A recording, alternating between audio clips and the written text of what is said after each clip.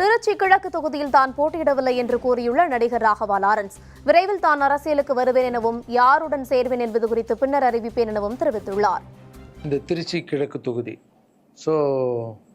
நிறைய பேர் இடத்துல பார்த்தீங்கன்னா திருச்சி தொகுதியில் லாரன்ஸ் மாஸ்டர் நிற்கிறாரு. நிறைய பேர் அண்ணா நீங்கள் வாங்கினா நீங்கள் வந்தால் நாங்கள் ஓட் போடுறோன்னா வெல்கம்ண்ணா இதெல்லாம் சொல்கிறீங்க. நான் ஷூட்டிங் போகிற இடத்துல நான் ஏதாவது ஆஃபீஸ் போனால் கூட வாங்க எம்எல்ஏ சார் திருச்சி தொகுதியில் நிற்கிறீங்களா, எல்லாருமே சந்தோஷமாக கூப்பிட்டீங்க, அன்பாக கூப்பிட்டீங்க. உங்கள் அன்புக்கு எல்லாருக்கும் நன்றி. பட் அது எது தர்மம்னு ஒன்று இருக்குல்ல, என் மனசில் இருக்குதா நான் இன்றைக்கி சொல்லிடுறேன். நான் திருச்சி தொகுதியில் நான் வந்து நிற்கணுமா, இல்லை விஜய் சார் எப்போது ஹீரோ ஆனாரோ அப்போத்துலேருந்து ஒருத்தர் போஸ்ட் ஓட்டியிருப்பார்ல, அதுக்கப்புறம் அவர் அரசியல் ஸ்டார்ட் பண்ண அப்புறம் அந்த அரசியலுக்காக உழைச்சிருப்பாங்கல்ல, அவர் ஆரம்ப ஸ்டேஜ்லேருந்து வந்தவங்களாம் இருப்பாங்க, அவங்க வரணுமா நான் வரணுமா? விஜய் சார் வீட்டில் இன்னும் எத்தனை பேர் திருச்சிக்காக வெயிட் பண்ணிகிட்டு இருக்காங்களோ நம்மளுக்கு என்ன தெரியும்? அது விஜய் சார் டிசைட் பண்ணணும்.